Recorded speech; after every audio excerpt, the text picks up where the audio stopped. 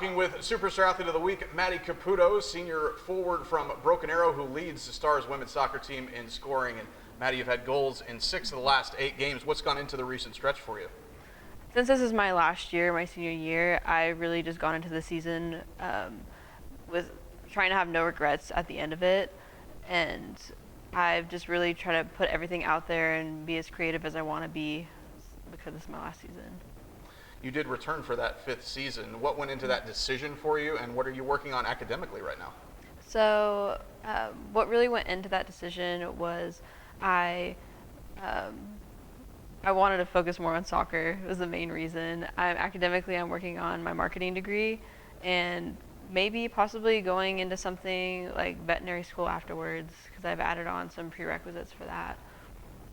As we look back on this season, a couple of highlights for you. You had the only goal in a game against Sagu earlier in the season. What do you remember about that game? Only goal of the game ended up being the winning goal for you. So what do you remember about that game? I remember that being a pretty tough game. Historically, Sagu has not been a better side, but this year they came out and they fought, and we really put in the work to get that goal. My teammates, we all saw an opening, and they played me a great ball, and I was able to finish with it. Also in the game against Wayland Baptist, team scored 4 goals. You had a hand in all 4. What do you remember about that one? Well,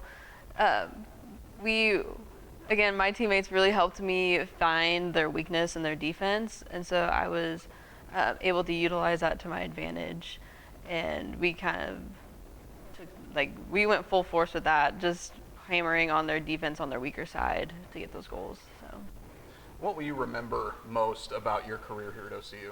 My career, probably soccer-wise, my just games with all my teammates. We love to just have fun together. We always have good laughs, and we all do it for each other.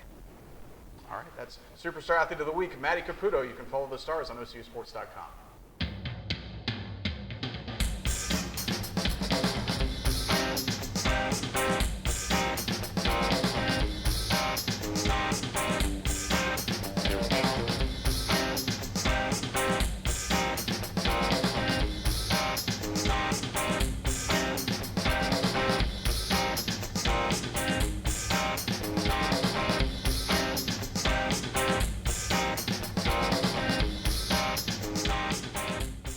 Talking with men's wrestling coach Justin Ensign, the Stars coming off a season where they won the Sooner Athletic Conference Championships and had 2 All-Americans last year. And Coach, looking back to the Sooner Athletic Conference Championships, you had 4 individual titles to propel you to the team championship. What went into the effort there?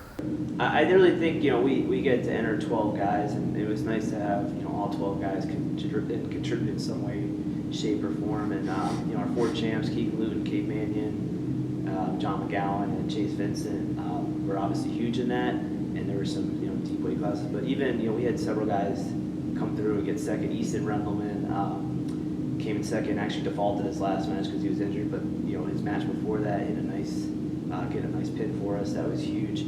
Jackson Gilmore 141 was actually second to a teammate, Kate Mannion, and his win in the semis was absolutely huge. Took to kind of give us some distance and points there. And two, there's a lot of good stories there looking back where, Jackson Gilmore had been out for like a month leading up to the conference tournament, rushed back, dropped a weight class late in the year. Connor Holman dropped a weight class late in the year, and they both contributed some big points to that. So it was nice to, we had 6 guys that were seniors last year who have moved on from our program, and it was nice to kind of, for them, to get us back on top of the conference because they had done it earlier in their career and the year before. I think they were 2nd or 3rd, so it was good for them to finish their career as Stars, getting us back to where we should be. You mentioned Kate Mannion and Keegan Luton. There are 2 freshmen who achieved All-American status. 8 freshmen in program history have done that. What's the process to get All-American, and how difficult is that, particularly for a freshman? I think it's very hard. You look at just the adjustment from high school to college as a student, let alone being a student athlete, and in a sport like arts wrestling where it is hard, it's physical, it's a long season. I think it's huge. I mean, both of them I knew were capable. Kate had come in that semester and was a really good recruit out of high school. Keegan, maybe a little more under the radar, but was a 4-time state placer in Oklahoma, so good credentials coming into college. Keegan, definitely one of the hardest workers I've ever been fortunate enough to be around in my 15 plus years coaching college. And these are deeper fields nowadays. We have these guys who get these extra years eligibility with COVID and things like that. And, NAI wrestling is probably the deepest it's been. I mean, there's 80 programs now. So, yeah, it's no easy task to do it. Keegan being with us all year, had earned himself a good seed and actually had the national champ on the ropes in the quarterfinals, but bounced back, secured himself top 8 to be an All-American. Cade Mannion actually was unseeded because he didn't have a lot of matches with us. Comes out, second match, beats the number 2 ranked wrestler in the country, then beats another seeded wrestler, makes the semis, loses a tough match there, but came back and found his way into the 3rd place match. So proven that he can consistently beat top level guys. So like I said, deep fields with all these guys getting extra years with these COVID hardships and things like that, and coming as freshmen do it. And hopefully, this year we're going to have a lot of freshmen, so hopefully they laid a good path for guys coming in. Talk about depth of the sport. This season, the conference championships are going to include teams from the American Midwest Conference. The conference championships will be here at OCU. So what kind of challenge will that be to add those teams to the conference championships? I think it's a good challenge. Now, it makes our event deeper and a little longer and harder for some people, but I think it's healthy. For us last year, I was worried that we would lose, even though I think we had the best team, just by the lack of depth overall at each weight, and someone could maybe steal it from us a little bit. But I think this year with a deeper field, and I think we're a little more well-rounded than most of these teams, so I think hopefully it favors us. And honestly, I think it legitimizes winning this tournament. It legitimizes us as, if we're able to pull it off. I think it legitimizes us going to nationals, that we should be a team that should be looked upon as a threat. So. I think it's only healthy, especially, we have there's some newer programs in there and they're developing, so, it'll be interesting to see. Some teams we don't know a lot about because they're first-year teams and things like that, or, trying to find ways to get these on the schedule to see them so we're prepared for them is probably going to be more of a challenge than that too, so. Looking forward to this year's squad, who are some newcomers to your team this year who are going to make an impact? So we're going to have to count on, like I said, we lost 6 of 12 guys from our postseason lineup, so we're gonna have to count on some young guys. Some guys I can think of off the top of my head is Mannix Forisky. He's from Illinois, probably one of the few non-Oklahoma kids on our roster. Hayden Brown from Tuttle, Oklahoma, as a freshman, should be someone do really well. Skylar Bean from Bridge Creek, another freshman. Hopefully we're counting on. So there's definitely some guys we're gonna have to count on, as well as maybe some guys who've been with us to maybe need to up their game a little bit. We added a transfer who will have to sit this year because he's transferring from Wayland Baptist, but Mo Torres, who is a national qualifier for Wayland. So, for the future, I think it's someone that will be really good. Another guy in the room with national tournament experience always helps. Someone who's been there and can lead by example. Also, maybe, kind of show the way to these younger guys. So, tell us about your career path and what brought you here to OCU. So it's a little different path. I'm originally from southern New Jersey, right outside Philadelphia. I went to college at Wagner College, a mid-major Division I school, and then from there I ended up on a fluke. I ended up being 2 years as a graduate assistant at the University of Central Missouri. Our head coach left, and I was fortunate enough to get the job on an interim basis, and I spent 11 years as the head coach there. So, at 25, being a college head coach, it's not really, you don't see a lot of that, but and then that's kind of what led me to here. It's a little different path, I guess, than most. So what has shaped your coaching philosophies over the years? Well, obviously trial and error, getting an early start, and maturing. I think I'm much more mature, and I wish I could go back and talk to my old self on some how I handle some things and things like that.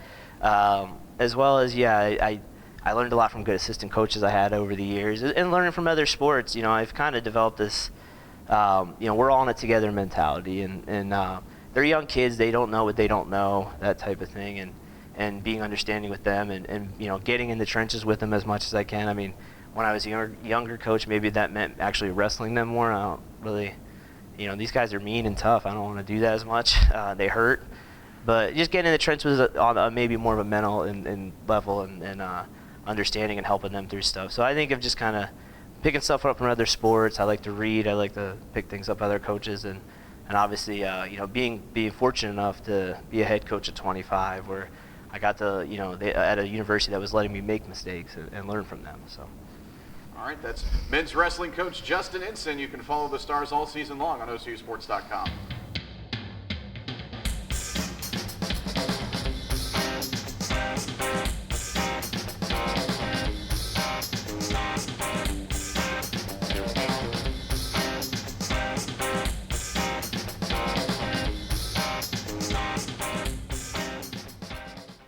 Today, chatting with women's wrestling coach Nicole Tyson. Stars getting set to start their season coming up soon. And Coach, let's look back to last season. Destiny Ling became the latest OCU national champion. Pretty dramatic fashion for her. Walk us through what happened in that match.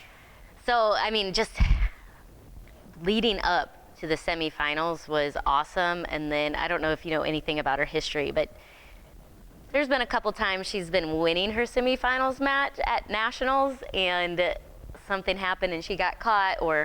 So this year was really exciting because in that semifinals match, she is her typical wrestling style. Likes to break contact and then she attacks. And so the girl she was wrestling did a good job of closing the gap. And then Destiny just went a step above and she was ready for it. And she actually hit a throw, which is very unlike her. And then the finals match was absolutely insane. We were all very excited. I think there was a minute left and she was losing 4-0. 4-0. And then she got a takedown and then got an exposure, which brought it up to 4-4 with her scoring last. No, it was 5-4. That's what it was, 5-4. So we're down by 1 point and there was 10 seconds left when she got a step out. And so all she had to do was fight off for 10 seconds and it was amazing. Like, we all lost it. It was great. The girls in the stands ran down and surrounded her. It was just a really, really cool experience. Sophia Smith was an All-American as a freshman, fell short of the mark as a sophomore. What's her motivation been like this season? Oh my goodness. I absolutely love having her on the team. She is just ready to go. Again, with her first match at nationals, actually leading up to that, she had surgery in the middle of the season last year. And then she got cleared just before conference and got second place in conference. And then unfortunately got a concussion during conference, so she was out for almost the whole time leading up to nationals. And she still got cleared medically and had a couple practices and went to nationals. And then unfortunately, the girl she was wrestling did an illegal move, ripped her elbow, and she had surgery again after that. So I think she's probably one of the most motivated girls on the team right now because it was just one series of unfortunate event after the other. And so she's ready to go, ready to get that title this year. Tell us a little bit about the story of Ashley Vaughn. Ashley actually wrestled with me at OCU when I think she came in either my senior year. She came in my senior year and she had shoulder surgery. And so it was medical red shirt. And then she's adopted a child, her niece, and then had 3 kids of her own in Washington. And then she moved back here to work on her doctorate because OCU's got such a phenomenal nursing degree. And so each child that she had extended her eligibility clock. And so she wrestled with me and now she's wrestling for me, which was really cool. But she's awesome. She's great to have on the team. Everyone calls her the mama. Tell us about some of your notable newcomers on this squad for this year. Yeah, we've got a bunch. So all of my freshmen are amazing, not only in their wrestling skills, but they just have great attitudes and they're super sweet. They're hard workers. Specifically though, one of the top ones would have to be Avery Ashley. She's got the best work ethic out of anybody.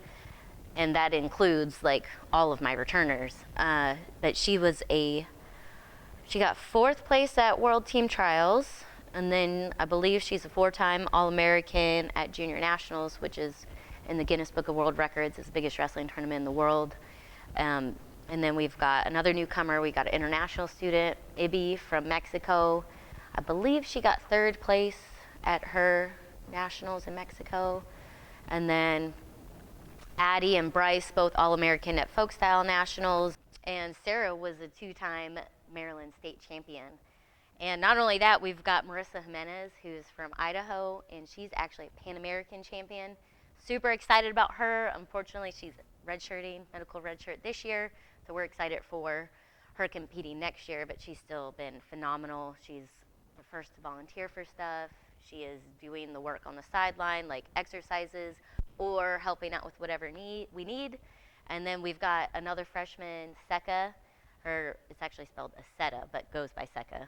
And she's actually only wrestled for a year, but her strength is outstanding. Like, people are going to be super shocked about her. She came in her first day. She power cleaned, 135 pounds, just right off the bat. Like 45s on each side, just like boop. And then she deadlifted 315, and that's like without lifting all summer. That was her very first practice. So, yeah, I'm really excited to see what she does the rest of the year. Melissa Simmons was recently awarded the Medal of Courage by the National Wrestling Hall of Fame. Tell us a little bit about her and her character during her career. Yeah, Melissa, man, everybody loves her no matter where she goes.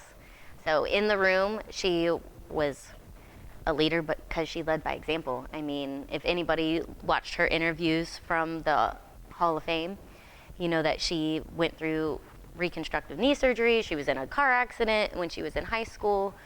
And she's always one of the hardest workers on the team. I mean, she came in her first year at OCU, won a national championship. So I think she is the first women's wrestling alumni who graduated from OCU and won a national championship for women's wrestling. So that's super cool. But yeah, it's moved on to her job and her career. Every single place that she's been, she's now director of ops for OU Gymnastics, and she worked with NC State Wrestling, and every time a new director of ops position opens up, doesn't matter what the sport is, they are reaching out to her. She is just the greatest. All right, that's women's wrestling coach Nicole Tyson. Stars get the season started soon. You can follow all season long on OCUsports.com.